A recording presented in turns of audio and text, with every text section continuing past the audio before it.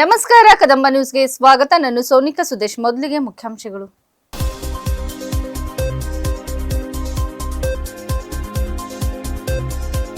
ಕರ್ನಾಟಕ ಕಾರ್ಯನಿರತ ಪತ್ರಕರ್ತರ ಸಂಘದ ನೂತನ ಪದಾಧಿಕಾರಿಗಳ ಪದಗ್ರಹಣ.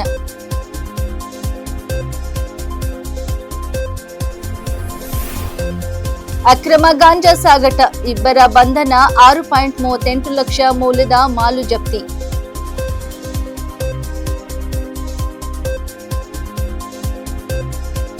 ಕೆಪಿಸಿಎಲ್ ಖಾಸಗೀಕರಣ ವಿರೋಧಿಸಿ ಕರ್ನಾಟಕ ರೈತ ಸಂಘದ ಆಕ್ರೋಶ.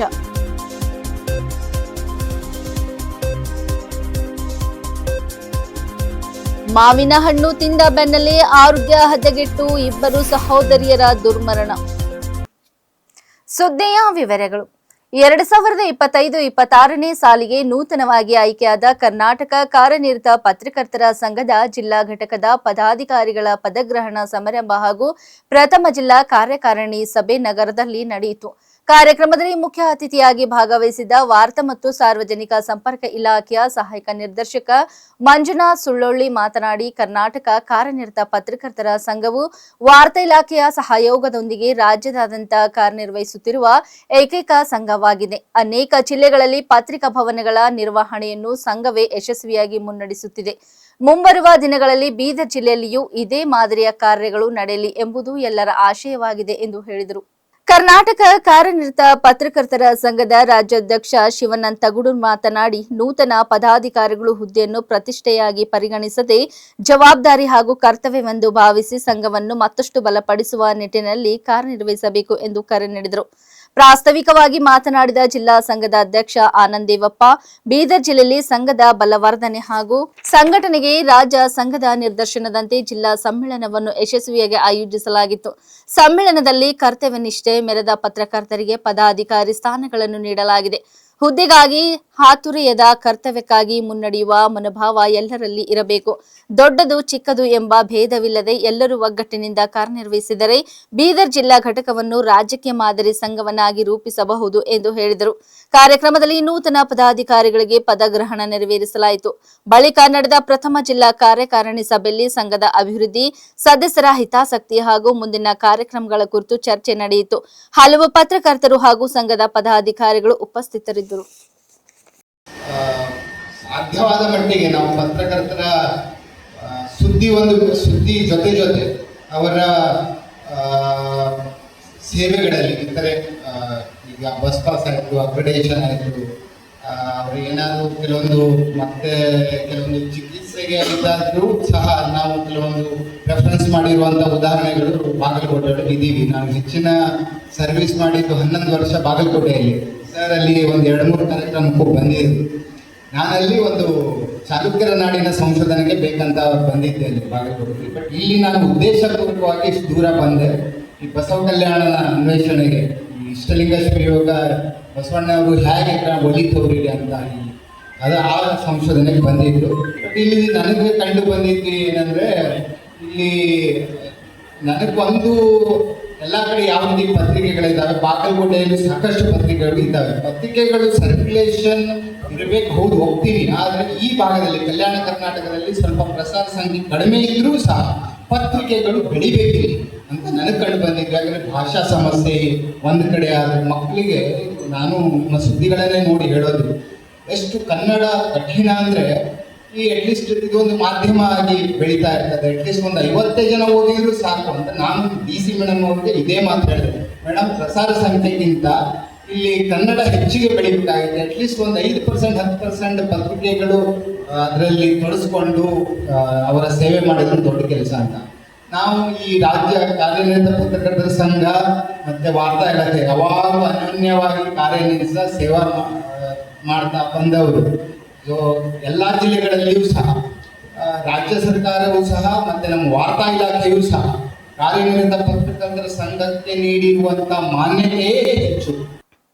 ಅಕ್ರಮವಾಗಿ ಗಾಂಜಾ ಸಾಗಾಟ ಮಾಡುತ್ತಿದ್ದ ಇಬ್ಬರು ಆರೋಪಿಗಳನ್ನು ಬೀದರ್ ಗ್ರಾಮೀಣ ಪೊಲೀಸ್ ಠಾಣೆ ಪೊಲೀಸರು ಬಂಧಿಸಿದ್ದು ಅವರ ವಶದಿಂದ 6.38 ಲಕ್ಷ ಮೌಲ್ಯದ ಗಾಂಜಾ ಹಾಗೂ ದ್ವಿಚಕ್ರ ವಾಹನವನ್ನು ಜಪ್ತಿ ಮಾಡಿದ್ದಾರೆ. ಇಂದು ಟಿ ಮರ್ಜಿಪುರ ಗ್ರಾಮದ ಅರಣ್ಯ ಪ್ರದೇಶದ ಸಮೀಪ ಗಾಂಜಾ ಸಾಗಾಟ ನಡೆಯುತ್ತಿರುವ ಬಗ್ಗೆ ಖಚಿತ ಮಾಹಿತಿ ದೊರೆತ ಹಿನ್ನೆಲೆಯಲ್ಲಿ ಈ ಕಾರ್ಯಾಚರಣೆ ಕೈಗೊಳ್ಳಲಾಯಿತು. ಬೀದರ್ ಗ್ರಾಮೀಣ ಪೊಲೀಸ್ ಠಾಣೆಯ ಪಿಐ ಮಹೇಶ್ ಗೌಡ ಪಾಟೀಲ್ ನೇತೃತ್ವದ ತಂಡವು ಟಿ ಮರ್ಜಪುರ ಅರಣ್ಯ ಪ್ರದೇಶದಲ್ಲಿ ನಾಕಾಬಂದಿ ನಡೆಸಿದ ವೇಳೆ ದ್ವಿಚಕ್ರ ವಾಹನದಲ್ಲಿ ಗೋಣಿ ಚೀಲ ಸಾಗಿಸುತ್ತಿದ್ದ ಇಬ್ಬರನ್ನು ತಡೆದು ಪರಿಶೀಲಿಸಿತು. ಆರಂಭದಲ್ಲಿ ಚೀಲದಲ್ಲಿ ಬೀಜಗಳ ಪ್ಯಾಕೆಟ್ಗಳಿವೆ ಎಂದು ಆರೋಪಿಗಳು ತಿಳಿಸಿದರು. ಅನುಮಾನಗೊಂಡ ಪೊಲೀಸರು ಪರಿಶೀಲಿಸಿದಾಗ 10 ಪ್ಲಾಸ್ಟಿಕ್ ಪ್ಯಾಕೆಟ್ಗಳು 11 ಕೆಜಿ 775 ಗ್ರಾಂ ಗಾಂಜಾ ಪತ್ತೆಯಾಯಿತು.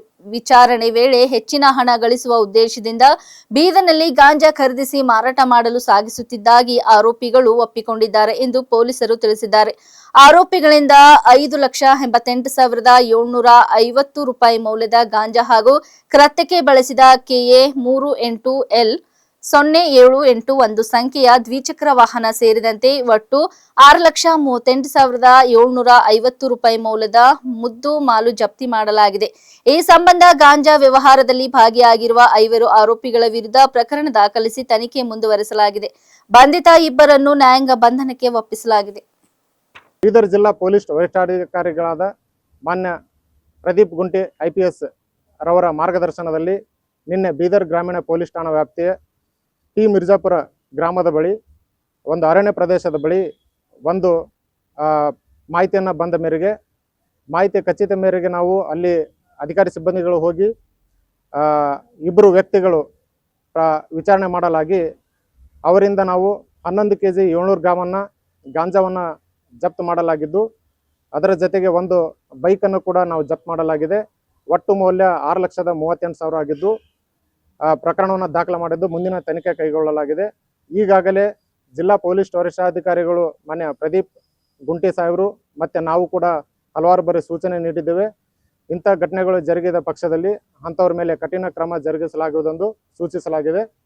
ಈಗಾಗಲೇ ಈ ಪ್ರಕರಣದಲ್ಲಿ ಭಾಗಿಯಾದಂಥ DSP ಶಾಖೆ ಅಧಿಕಾರಿ ಸಿಬ್ಬಂದಿಗಳು ಮತ್ತು ಬೀದರ್ ಗ್ರಾಮೀಣ ಅಧಿಕಾರಿ ಸಿಬ್ಬಂದಿಗಳಿಗೆ ಮಾನ್ಯ SP ಸರ್ ಅವರ ಮುಖಾಂತರ ನಾವು ಅವರಿಗೆ ಅಭಿನಂದನೆಯನ್ನು ಸಲ್ಲಿಸ್ತಾ ಇದ್ದೇನೆ. ಕರ್ನಾಟಕ ವಿದ್ಯುತ್ ನಿಗಮ ನಿಯಮಿತ KPCL ಖಾಸಗೀಕರಣ ಮಾಡುವ ಯಾವುದೇ ಪ್ರಯತ್ನವನ್ನು ತೀವ್ರವಾಗಿ ವಿರೋಧಿಸುವುದಾಗಿ ಕರ್ನಾಟಕ ರೈತ ಸಂಘದ ಮುಖಂಡರು ತಿಳಿಸಿದ್ದಾರೆ. ವಿವಿಧ ಜನಪರ ವಿಷಯಗಳಿಗೆ ಸಂಬಂಧಿಸಿದಂತೆ ನಡೆದ ಸಭೆಯಲ್ಲಿ ಮಾತನಾಡಿದ ಅವರು, ವಿದ್ಯುತ್, ಆರೋಗ್ಯ ಹಾಗೂ ಶಿಕ್ಷಣದಂತಹ ಮೂಲಭೂತ ಸೇವೆಗಳನ್ನು ಖಾಸಗೀಕರಣಗೊಳಿಸುವುದು ಜನಸಾಮಾನ್ಯರ ಹಿತಾಸಕ್ತಿಗೆ ವಿರುದ್ಧವಾಗಿದ್ದು, ಇದರಿಂದ ಗ್ರಾಮೀಣ ಹಾಗೂ ಬಡ ವರ್ಗದ ಜನರು ಸಂಕಷ್ಟಕ್ಕೆ ಸಿಲುಕುವ ಸಾಧ್ಯತೆ ಇದೆ ಎಂದು ಆತಂಕ ವ್ಯಕ್ತಪಡಿಸಿದರು. ಟಾಟಾ ಕಂಪನಿಯು KPCL ಖಾಸಗೀಕರಣಕ್ಕೆ ಸಂಬಂಧಿಸಿದಂತೆ ಮನವಿ ಸಲ್ಲಿಸಿರುವ ಹಿನ್ನೆಲೆಯಲ್ಲಿ ಸಾರ್ವಜನಿಕರಿಂದ ಆಕ್ಷೇಪಣೆಗಳನ್ನು ಆಹ್ವಾನಿಸಲಾಗಿದ್ದು, ಜೂನ್ 23ರವರೆಗೆ ಆಕ್ಷೇಪಣೆ ಸಲ್ಲಿಸಲು ಅವಕಾಶ ನೀಡಲಾಗಿದೆ. ಈ ಹಿನ್ನೆಲೆಯಲ್ಲಿ ರೈತರು, ಕಾರ್ಮಿಕರು, ಸಾರ್ವಜನಿಕರು ಹಾಗೂ ವಿವಿಧ ಸಂಘಟನೆಗಳು ಖಾಸಗೀಕರಣದ ವಿರುದ್ಧ ತಮ್ಮ ಆಕ್ಷೇಪಣೆಗಳನ್ನು ದಾಖಲಿಸಬೇಕು ಎಂದು ರೈತ ಸಂಘ ಕರೆ ನೀಡಿದೆ. KPCL ರಾಜ್ಯದ ವಿದ್ಯುತ್ ಉತ್ಪಾದನೆಯಲ್ಲಿ ಮಹತ್ವದ ಪಾತ್ರ ವಹಿಸುತ್ತಿದ್ದು, ಅದನ್ನು ಖಾಸಗೀಕರಣ ಮಾಡಿದರೆ ವಿದ್ಯುತ್ ದರ ಏರಿಕೆಯಾಗುವ ಸಾಧ್ಯತೆ ಇದೆ. ಇದರಿಂದ ರೈತರು, ಸಣ್ಣ ಕೈಗಾರಿಕೆಗಳು ಹಾಗೂ ಸಾಮಾನ್ಯ ಗ್ರಾಹಕರ ಮೇಲೆ ಹೆಚ್ಚುವರಿ ಆರ್ಥಿಕ ಹೊರೆ ಬೀಳಲಿದೆ ಎಂದರು. ಇದೇ ವೇಳೆ ವಿಶೇಷ ತೀವ್ರ ಪರಿಷ್ಕರಣೆ ಸರ್ ಪ್ರಕ್ರಿಯೆ ಕುರಿತು ಮಾತನಾಡಿದ ಅವರು, ಈ ವ್ಯವಸ್ಥೆ ಅವೈಜ್ಞಾನಿಕವಾಗಿದ್ದು ಗ್ರಾಮೀಣ ಪ್ರದೇಶದ ಜನರಿಗೆ ಅನಗತ್ಯ ತೊಂದರೆ ಉಂಟು ಮಾಡುತ್ತಿದೆ ಎಂದು ಆರೋಪಿಸಿದರು. ಗ್ರಾಮೀಣ ಭಾಗದ ಜನರು ಅಗತ್ಯ ದಾಖಲೆಗಳನ್ನು ಸಂಗ್ರಹಿಸುವುದು ಮತ್ತು ಪ್ರಕ್ರಿಯೆಗಳನ್ನು ಪೂರ್ಣಗೊಳಿಸುವುದು ಕಷ್ಟಕರವಾಗಿದ್ದು, ಇದರಿಂದ ಅರ್ಹ ನಾಗರಿಕರು ಸಮಸ್ಯೆ ಎದುರಿಸುವ ಸಾಧ್ಯತೆ ಇದೆ ಎಂದು ತಿಳಿಸಿದರು. ಸರ್ಕಾರ ಜನಪರ ನೀತಿಗಳನ್ನು ಅನುಸರಿಸಬೇಕು ಹಾಗೂ ವಿದ್ಯುತ್, ಆರೋಗ್ಯ ಮತ್ತು ಶಿಕ್ಷಣದಂತಹ ಸಾರ್ವಜನಿಕ ಸೇವೆಗಳನ್ನು ಬಲಪಡಿಸುವ ಕೆಲಸ ಮಾಡಬೇಕೇ ಹೊರತು ಖಾಸಗೀಕರಣದ ಮೂಲಕ ಜನರ ಮೇಲೆ ಹೆಚ್ಚುವರಿ ಹೊರೆ ಹಾಕಬಾರದು ಎಂದು ಕರ್ನಾಟಕ ರೈತ ಸಂಘ ಆಗ್ರಹಿಸಿದೆ.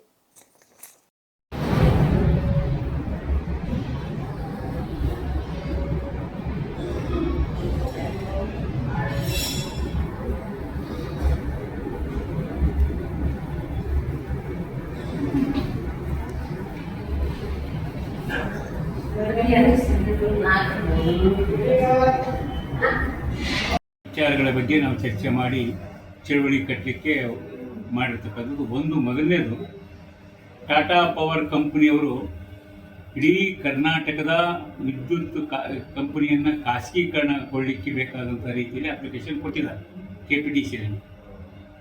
ಅದಕ್ಕೆ ಇಡೀ ಕರ್ನಾಟಕದ ರೈತರು ನಾವು 45 ಲಕ್ಷ ಕೃಷಿ ವಂಶಟದಾರರಿದ್ದೀವಿ, ಸುಮಾರು 2 ಕೋಟಿ ಜನ ಗೃಹ ಬಳಕೆದಾರರಿದ್ದೀವಿ. ಇದು ಖಾಸಗೀಕರಣಗೊಂಡ್ರ ಅತ್ಯಂತ ಅಪಾಯಕಾರಿಯಾಗಿ, ಯಾಕಂದರೆ ಒಂದು ಸೇವಾ ವಲಯ, ವಿದ್ಯುತ್ ಅನ್ನೋದು ಒಂದು ಸೇವಾ ವಲಯ ಆಗಿರೋದ್ರಿಂದ ವಿದ್ಯುತ್ತು, ಆರೋಗ್ಯ ಮತ್ತು ಶಿಕ್ಷಣ ಇವು ಮೂರು ಕೂಡ ಮನುಷ್ಯನಿಗೆ ಅತ್ಯಗತ್ಯವಾಗಿರ್ತಕ್ಕಂಥ ಸೇವೆಗಳು. ಈ ಸೇವೆಯನ್ನು ಕಮರ್ಷಿಯಲ್ ಮಾಡಿದರೆ ಇಡೀ ಕರ್ನಾಟಕ ಜನ ಅತ್ಯಂತ ಕಷ್ಟ ಅನುಭವಿಸ್ತಕ್ಕಂಥ ಪರಿಸ್ಥಿತಿ ನಿರ್ಮಾಣ ಆಗುತ್ತೆ. ಆ ಕಾರಣಕ್ಕೆ ಯಾವುದೇ ಕಾರಣಕ್ಕೆ ಖಾಸಗೀಕರಣಗೊಳ್ಳಬಾರದು ಅಂತೇಳಿ ಇದೇ ತಿಂಗಳು 23ನೇ ತಾರೀಕುವರೆಗೂ ಆಕ್ಷೇಪಣೆ ಕೊಡಲಿಕ್ಕೆ ಅವರು ಕರೆ ಕೊಟ್ಟಿದ್ದಾರೆ. KPTC ಇಲಾಖೆಯವರು ಈಗಾಗಲೇ ನಾವು ಲಕ್ಷಾಂತರ ಸಂಖ್ಯೆಯಲ್ಲಿ ರೈತರು ಆಕ್ಷೇಪಣೆಯನ್ನು ಸಲ್ಲಿಸಲಿಕ್ಕೆ ತೀರ್ಮಾನ ಮಾಡಿದ್ವಿ. ಅದರ ಭಾಗವಾಗಿ ಇಲ್ಲಿ ಕೂಡ ಬೀದರ್ ಜಿಲ್ಲೆಯಲ್ಲಿ 10,000 ಜನಕ್ಕೆ ಕಮ್ಮಿ ಇಲ್ಲದಂಗೆ ಆಕ್ಷೇಪಣೆ ಸಲ್ಲಿಸಲಿಕ್ಕೆ ಈ ದಿನ ತೀರ್ಮಾನ ಮಾಡಿದ್ವಿ. ಪ್ರತಿ ಹೋಬಳಿ ಮಟ್ಟದಲ್ಲಿ, ತಾಲೂಕಾ ಮಟ್ಟದಲ್ಲಿ, ಜಿಲ್ಲಾ ಮಟ್ಟದಲ್ಲಿ ಈ ರೀತಿಯ ಒಂದು ಅಪ್ಲಿಕೇಶನ್ ತಯಾರು ಮಾಡಿದ್ವಿ. ಈ ಅಪ್ಲಿಕೇಶನ್ ತುಂಬೋದು, ರೈತರು ತಮ್ಮ ಹೆಸರನ್ನ, ಮೊಬೈಲ್ ನಂಬರ್ನ ಮತ್ತು ಆಧಾರ್ ಕಾರ್ಡನ್ನು ಹಾಕೋದು, ಮೇಲಿರ್ತಕ್ಕಂಥ ವಿಳಾಸ ಏನು ಬೆಂಗಳೂರು ವಿಳಾಸ ಐತಿ ಅದಕ್ಕೆ ಅಪ್ಲಿಕೇಶನನ್ನು ಪೋಸ್ಟ್ ಮೂಲಕ ಕಳಿಸ್ತಕ್ಕಂಥ ಪ್ರಕ್ರಿಯೆಗೆ ಈಗಾಗಲೇ ಒಂದು ಸಂಪೂರ್ಣವಾದ ತೀರ್ಮಾನವನ್ನು ಈ ಸಭೆ ಮಾಡಿದೆ. ಖಾಸಗೀಕರಣಕ್ಕೆ ಯಾವ ಕಾರಣಕ್ಕೂ ಬಿಟ್ಟುಕೊಡೋದಿಲ್ಲ. ಕರ್ನಾಟಕ ರಾಜ್ಯ ರೈತ ಸಂಘ ಸಂಪೂರ್ಣವಾಗಿ ಖಾಸಗೀಕರಣ ವಿರೋಧವಾಗಿ ಈ ಚಳವಳಿಯನ್ನು ಮುಂದಿರಿಸಲಿಕ್ಕೆ ತೀರ್ಮಾನ ಮಾಡಿದೆ. ಇದು ಮೊದಲನೇ ವಿಚಾರ. SIR ಅಂತಕ್ಕಂಥ ಒಂದು ಪ್ರಕ್ರಿಯೆ ಪ್ರಾರಂಭ ಆಗಿದೆ. ಭಾರತ ದೇಶದಲ್ಲಿ IR ಮತ ಪರಿಷ್ಕರಣೆ ಪ್ರತಿ 3 ವರ್ಷಕ್ಕೊಮ್ಮೆ 5 ವರ್ಷಕ್ಕೊಮ್ಮೆ ಸಹಜವಾಗಿಯೇ ಕೇಂದ್ರ ಚುನಾವಣಾ ಆಯೋಗ ನಡೆಸ್ತಕ್ಕಂಥದ್ದು ಸೂಕ್ತನೇ. ಅದರ ಬಹಳ ಪ್ರಮುಖವಾದ ಅಂಶ ಅಂತಂದರೆ ಸತ್ತವರ ಹೆಸರನ್ನು ತೆಗೆಯುವುದು, 2 ಕಡೆ ಹೆಸರಿದ್ರೆ ಅವ್ರನ್ನ ಬಿಟ್ಟಾಕ್ತಕ್ಕಂಥದ್ದು, ಹಾಗೆಯೇ ಅವರು ವಿದೇಶಿ ಮೂಲದವರಾದ್ರೆ ಅವ್ರನ್ನ ಅದು ವಿದೇಶಿಯವರನ್ನು ಗುರುತಿಸಿ ಅವ್ರನ್ನ ಹೊರಗಡೆ ತೆಗಿತಕ್ಕಂಥದ್ದು, 18 ವರ್ಷ ವಯಸ್ಸಾಗಿರ್ತಕ್ಕಂಥ ಹೆಣ್ಣಿರಲಿ ಗಂಡಿರಲಿ ಅವರ ಮತವನ್ನು ಸೇರಿಸ್ತಕ್ಕಂಥ ಪ್ರಕ್ರಿಯೆ ಮನೆ ಮನೆಗೆ ಬಾಗಿಲಿಗೆ ಹೋಗಿ ಇಷ್ಟು ದಿನ ಭಾರತ ದೇಶದಲ್ಲಿ 7-8 ಸಾರಿ ಈ ಪ್ರಕ್ರಿಯೆ ನಡೆದಿದೆ. ಆದರೆ ಈಗ ಬಂದಿರತಕ್ಕಂಥ ಈ ಸ್ಪೆಷಲ್ ಏನೈತಲ್ಲ, ಇದು ಅತ್ಯಂತ ಅಪಾಯಕಾರಿ. ಇಡೀ ಇವತ್ತು ಗೊತ್ತಿರಬೇಕು ನಿಮಗೆ, ಭಾರತ ದೇಶದಲ್ಲಿ ಈಗಾಗಲೇ ಹಲವಾರು ರಾಜ್ಯಗಳಲ್ಲಿ ಇದನ್ನು ಮಾಡಿದಾಗ 7 ಕೋಟಿ ಜನರು ಮತದಿಂದ ಹೊರಗೋಗಿದ್ದಾರೆ. ಮಾವಿನ ಹಣ್ಣು ಸೇವಿಸಿದ ಬಳಿಕ ಅಸ್ವಸ್ಥಗೊಂಡ ಬೀದರ್ ಮೂಲದ 2 ಸಹೋದರಿಯರು ಹೈದರಾಬಾದ್ನಲ್ಲಿ ಅನುಮಾನಾಸ್ಪದವಾಗಿ ಸಾವನ್ನಪ್ಪಿರುವ ಘಟನೆ ನಡೆದಿದೆ. ಬೀದರ್ ಜಿಲ್ಲೆಯ ಔರತ್ ತಾಲೂಕಿನ ಶೆಂಬಳ್ಳಿ ಗ್ರಾಮದ 2 ಬಾಲಕಿಯರು ದುರಂತ ಅಂತ್ಯ ಕಂಡಿದ್ದಾರೆ. 17 ವರ್ಷದ ಭವಾನಿ ವೈಜನಾಥ್ ಮೇತ್ರೆ ಹಾಗೂ 14 ವರ್ಷದ ಸಂಧ್ಯಾರಾಣಿ ಮೇತ್ರೆ ಮೃತ ಯುವತಿಯರು. ಜೂನ್ 9ರಂದು ಮನೆಯಲ್ಲಿ ಊಟ ಮಾಡಿದ ಬಳಿಕ ಮಾವಿನ ಹಣ್ಣು ಸೇವಿಸಿದ್ದ ವೇಳೆ ಕುಟುಂಬದ ಸದಸ್ಯರ ಆರೋಗ್ಯದಲ್ಲಿ ಏರುಪೇರಾಗಿತ್ತು. ತಾಯಿ ಇಂದುಮತಿ ಹಾಗೂ 5 ಪುತ್ರಿಯರು ಮಾವಿನ ಹಣ್ಣು ಸೇವಿಸಿದ ಬಳಿಕ ವಾಂತಿ ಮತ್ತು ಭೇದಿಯಿಂದ ಅಸ್ವಸ್ಥಗೊಂಡಿದ್ದರು. ತಕ್ಷಣ ಕುಟುಂಬವನ್ನು ಹೈದರಾಬಾದ್ನ ಖಾಸಗಿ ಆಸ್ಪತ್ರೆಗೆ ದಾಖಲಿಸಲಾಗಿತ್ತು. ಆದರೆ ಚಿಕಿತ್ಸೆ ಫಲಕಾರಿಯಾಗದೆ ಭವಾನಿ ಮತ್ತು ಸಂಧ್ಯಾರಾಣಿ ಮೃತಪಟ್ಟಿದ್ದಾರೆ. ಇನ್ನೊಬ್ಬ ಸಹೋದರಿ ವಿಜಯಶ್ರೀ 19 ಗಂಭೀರ ಸ್ಥಿತಿಯಲ್ಲಿ ಆಸ್ಪತ್ರೆಯಲ್ಲಿ ಚಿಕಿತ್ಸೆ ಪಡೆಯುತ್ತಿದ್ದು, ತಾಯಿ ಹಾಗೂ ಮತ್ತೊಬ್ಬ ಸಹೋದರಿ ಚೇತರಿಸಿಕೊಂಡಿದ್ದಾರೆ ಎಂದು ತಿಳಿದು ಬಂದಿದೆ. ಸಾವಿಗೆ ನಿಖರ ಕಾರಣ ಏನು ಎಂಬುದು ಮರಣೋತ್ತರ ಪರೀಕ್ಷೆ ವರದಿ ಬಂದ ಬಳಿಕವೇ ತಿಳಿಯಲಿದೆ. ಈ ಸಂಬಂಧ ಹೈದರಾಬಾದ್ನ ನಾರಾಯಣಗೂಡೆ ಪೊಲೀಸ್ ಠಾಣೆಯಲ್ಲಿ ಪ್ರಕರಣ ದಾಖಲಾಗಿದ್ದು ತನಿಖೆ ಮುಂದುವರೆದಿದೆ. ನಮಸ್ಕಾರ, ನಾನು ಸಂಗೊಂಡ ಮೇತ್ರೆ ಅಂತ ಸೆಂಬೆಳಿಯಿಂದ ಮಾತಾಡ್ತಾ ಇದ್ದೀನಿ. ನಮ್ಮೂರಲ್ಲಿ ಒಂದು ಘಟನೆಯಾಗಿದೆ. 2 ಹೆಣ್ಣು ಮಕ್ಕಳು ಈಗಾಗಲೇ ಜೀವ ಕಳೆದುಕೊಂಡಿದ್ದಾರೆ, ಒಬ್ಬರು ICU ಅಲ್ಲಿದ್ದಾರೆ. ಸೊ ಈ ಘಟನೆ ಯಾಕಂತಂದರೆ 8ನೇ ತಾರೀಕು ಅವರು ಮನೆಯಲ್ಲಿ ಮಾವಿನ ಹಣ್ಣು ತಿಂತಾರೆ. ಮಾವಿನ ಹಣ್ಣು ತಿಂದಾದಮೇಲೆ ಕಂಪ್ಲೀಟ್ ಫ್ಯಾಮಿಲಿ ಅವ್ರಿಗೆ ಎಲ್ಲರಿಗೂ ಹೆಲ್ತ್ ಇಶ್ಯೂ ಆಗುತ್ತೆ. ಸೊ ಅವಾಗ ಅವರು ಭವಾನಿ ಮತ್ತು ಸಂಧ್ಯಾರಾಣಿ ಇಬ್ಬರಿಗೂ ಜಾಸ್ತಿ ಸೀರಿಯಸ್ ಆಗೋದ್ರಿಂದ ಭವಾನಿಗೆ ತೊಗೊಂಡು ಹೋದಾಗ ಭವಾನಿಗೆ ಯಾವುದೇ ರೀತಿ ಚಿಕಿತ್ಸೆಗೆ ಅವಳು ಇದು ಆಗದೇನೆ ಅವಳು ಡೆತ್ ಆಗಿರ್ತಾರೆ. ಸೊ ನೆಕ್ಸ್ಟು ಅವಳ ಅಂತ್ಯ ಸಂಸ್ಕಾರ ಆಗಿ ಮತ್ತೆ ನಾವು ರಿಟರ್ನ್ ಅಲ್ಲಿ ಹಾಸ್ಪಿಟಲ್ಗೆ ಹೋಗೋಷ್ಟರಲ್ಲಿ ಸಂಧ್ಯಾರಾಣಿ ಕೂಡ ಅವರು ಕೂಡ ತನ್ನ ಉಸಿರು ಬಿಟ್ಟಿರ್ತಾರೆ. ಸೊ ಇವಾಗ ವಿಜಯಶ್ರೀ ಅಂತ ಅವಳು ICU ಅಲ್ಲಿದ್ದಾರೆ. ಸೊ ಇವರಿಗೆ ಆಲ್ಮೋಸ್ಟ್ ಇವಾಗ 10 ಲಕ್ಷ ರೂಪಾಯಿ ಹೋಗಿದೆ. ಆ ಫ್ಯಾಮಿಲಿ ತುಂಬ ಬಡ ಕುಟುಂಬದವರು, ಅವರಿಗೆ ಫೈನಾನ್ಷಿಯಲಿ ಭಾಳ ಪೂರ್ ಕಂಡೀಷನ್ ಇದೆ. ಸೊ ಈಗ ನಾವು ಎಲ್ಲ ಕಡೆಯಿಂದ ಸಪೋರ್ಟ್ ಮಾಡಿ ಅವರಿಗೆ ಉಳಿಸ್ಬೇಕಂತ ಪ್ರಯತ್ನ ಮಾಡಿದ್ವಿ, ಆದರೆ 2 ಜೀವ ಉಳಿಲಿಲ್ಲ. ಸೊ ಇದ್ರ ಹಿಂದೆ ಏನಿದೆ ಅಂತ ಗೊತ್ತಾಗ್ತಾ ಇಲ್ಲ. ಮಾವಿನ ಹಣ್ಣು ತಿಂದ್ಬಿಟ್ಟು 2 ಸಡನ್ನಾಗಿ ಡೆತ್ ಆಗಿದೆ ಅಂತಂದರೆ ಇದರಲ್ಲಿ ತುಂಬ ಅನುಮಾನ ಬರ್ತಾ ಇದೆ. ಸೊ ಹೀಗಾಗಿ ಸಂಬಂಧಪಟ್ಟಂಥ ಅಧಿಕಾರಿಗಳು ತನಿಖೆ ಮಾಡಿ ಆ ಹೋದ ಜೀವಗಳಿಗೆ ಅಟ್ಲೀಸ್ಟ್ ನ್ಯಾಯ ಕೊಡಿಸುವಂಥ ಕೆಲಸ ಆಗಬೇಕು. ಆಮೇಲೆ ಇನ್ನು ಉಳಿದಿರುವಂತಹ ವಿಜಯಶ್ರೀ ಭಾಳ ಕ್ರಿಟಿಕಲ್ ಕಂಡೀಷನಲ್ಲಿದ್ದಾಳೆ. ಸೊ ಅವಳಿಗೆ ಹಣ ಸಹಾಯದ ತುಂಬ ಇವಾಗ ನೆಸಸರಿ ಇದೆ. ಸೊ ನಾವು ಕೇಳ್ಕೊಳ್ಳೋದು ಏನಂತಂದರೆ, ಸರ್ಕಾರ ಇದಕ್ಕೆ ಸ್ವಲ್ಪ ಗಮನ ಹರಿಸಿ ಅವರಿಗೆ ಒಂದು ಹಣ ಸಹಾಯ ಅಥವಾ ಅವರಿಗೆ ಹೆಲ್ತ್ಗೋಸ್ಕರ ಇನ್ನೂ ಏನಾದರೂ ಹೈಯರ್ ಹಾಸ್ಪಿಟಲ್ಗೆ ಏನಾದರೂ ಅವರಿಗೆ ಅವಶ್ಯಕತೆ ಇದ್ದರೆ ಅವರನ್ನು ಅಲ್ಲಿ ಅವರಿಗೆ ಟ್ರೀಟ್ಮೆಂಟ್ ಕೊಡಿಸುವಂಥ ಕೆಲಸ ಆಗಬೇಕು. ಸೊ ಮತ್ತು ಇದನ್ನು ನೀವು ಕೂಲಂಕುಷವಾಗಿ ತನಿಖೆ ಮಾಡಿ, ಯಾವುದೇ ರೀತಿಗೆ ನೀವು ಒಳಗಾಗದೆ ಅದನ್ನು ಮಾಡಿ ನೀವು ಅವರಿಗೆ ನ್ಯಾಯ ಕೊಡಿಸ್ಬೇಕಂತೇಳಿ ತಮ್ಮಲ್ಲಿ ಅತಿ ಕಳಕಳಿಯ ವಿನಂತಿ ಮಾಡುತ್ತೇನೆ. ರಾಜ್ಯಸಭೆಗೆ ಅವಿರೋಧವಾಗಿ ಆಯ್ಕೆಯಾದ ಹಿರಿಯ ಕಾಂಗ್ರೆಸ್ ನಾಯಕ ಹಾಗೂ ವಿರೋಧ ಪಕ್ಷದ ನಾಯಕ ಮಲ್ಲಿಕಾರ್ಜುನ್ ಖರ್ಗೆ ಅವರಿಗೆ ಚುನಾವಣಾ ಪ್ರಮಾಣ ಪತ್ರವನ್ನು ಅಧಿಕೃತವಾಗಿ ವಿತರಿಸಲಾಯಿತು. ಪ್ರಮಾಣ ಪತ್ರ ಸ್ವೀಕಾರ ಕಾರ್ಯಕ್ರಮದಲ್ಲಿ ಗ್ರಾಮೀಣ ಅಭಿವೃದ್ಧಿ ಮತ್ತು ಪಂಚಾಯತ್ ರಾಜ್ ಸಚಿವ ಈಶ್ವರ್ ಖಂಡ್ರೆ ಉಪಸ್ಥಿತರಿದ್ದು ಖರ್ಗೆ ಅವರಿಗೆ ಅಭಿನಂದನೆಗಳನ್ನು ಸಲ್ಲಿಸಿದರು. ಈ ಸಂದರ್ಭದಲ್ಲಿ ಮಾತನಾಡಿದ ಈಶ್ವರ್ ಖಂಡ್ರೆ, ದೇಶದ ಪ್ರಜಾಪ್ರಭುತ್ವ ಹಾಗೂ ಸಂವಿಧಾನ ಮೌಲ್ಯಗಳ ರಕ್ಷಣೆಗೆ ಖರ್ಗೆ ಅವರ ನಾಯಕತ್ವ ಮಹತ್ವದ ಕೊಡುಗೆ ನೀಡುತ್ತಿದ್ದು, ರಾಜ್ಯಸಭೆಯಲ್ಲಿ ಅವರ ಅನುಭವ ಮತ್ತು ಮಾರ್ಗದರ್ಶನ ಮತ್ತಷ್ಟು ಬಲ ತುಂಬಲಿದೆ ಎಂದು ತಿಳಿಸಿದರು.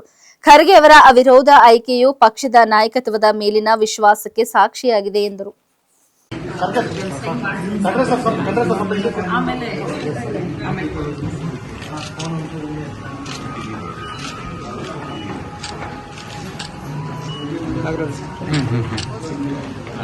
ಮೊಬೈಲ್ ಬರ್ತದೆ.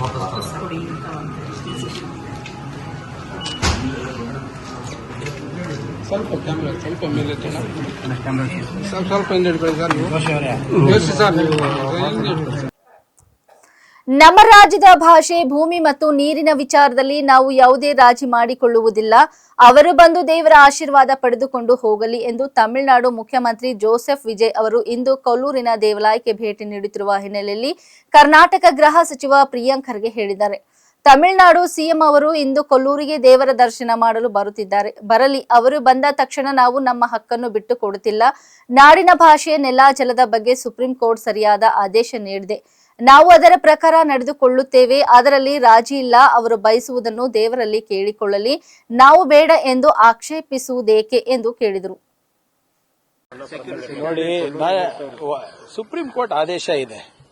ನನ್ನ ವೈಯಕ್ತಿಕ ಮನವಿ ಏನಪ್ಪಾ ಅಂದ್ರೆ, ಯಾರೇ ಸಂಘ ಸಂಸ್ಥೆ ಇರಬಹುದು, ಒಬ್ಬ ಸಿಎಂ ಅವ್ರು ಬರ್ತಾ ಇದ್ದಾರೆ, ಅವ್ರದ್ದು ದೇವ್ರ ದರ್ಶನ ಪಡಿಲಿಕ್ಕೆ ಬರ್ತಾರೆ, ದರ್ಶನ ಪಡೆದು ಹೋಗ್ಲಿ. ಹೀಗೆ ನಾವೇನ್ ಅವ್ರು ಬಂದ ತಕ್ಷಣ ನಾವೇನ್ ನಮ್ಮ ಹಕ್ಕನ್ನ ಬಿಟ್ಕೊಡ್ತಾ ಇದೀವಾ? ಅದು ಚಾನ್ಸೇ ಇಲ್ಲ ಅದು. ಅಂಡ್ ಆಲ್ರೆಡಿ ಸುಪ್ರೀಂ ಕೋರ್ಟ್ ಹಸ್ ಗಿವನ್ ಕ್ಲಿಯರ್ ಡೈರೆಕ್ಷನ್. ನಾವು ಅದ್ರ ಪ್ರಕಾರ ನಾವು ಮಾಡ್ತೀವಿ. ಅವ್ರ ಹಿತಾಸಕ್ತಿ ಕೆಲಸ ಮಾಡ್ತಾರೆ, ನಾವು ನಮ್ಮ ಹಿತಾಸಕ್ತಿ ಕೆಲಸ ಮಾಡ್ತೀವಿ. ನಮ್ಮ ನಾಡಿನ ಭಾಷೆ, ನೆಲ, ಜಲದ ಬಗ್ಗೆ ಯಾವುದೇ ರೀತಿಯಾದಂಥ ಕಾಂಪ್ರಮೈಸ್ ಇಲ್ಲ. ಬರಲಿ, ದರ್ಶನ ಪಡೀಲಿ. ಅವ್ರಿಗೇನು ಒಳ್ಳೇದು ಬಯಸ್ತಾ ಇದಾರೆ ಅವ್ರು ಕೇಳ್ಕೊಳ್ಳಿ, ಅದಕ್ಕೇನು ತಪ್ಪೇನಿದೆ ಅದರಲ್ಲಿ. ನಮ್ಗೇನು ಒಳ್ಳೇದು ಮಾಡಬೇಕಾದ್ರೆ ನಾವು ಮಾಡ್ತೀವಿ. ಇಲ್ಲಿವರೆಗೆ ಸುದ್ದಿ ಕೊಟ್ಟಿದ್ದು ನಾನು ಸೋನಿಕಾ ಸುದೇಶ್. ಮುಂದಿನ ಸುದ್ದಿಯೊಂದಿಗೆ ಮತ್ತೆ ಭೇಟಿಯಾಗೋಣ. ವಂದನೆಗಳು.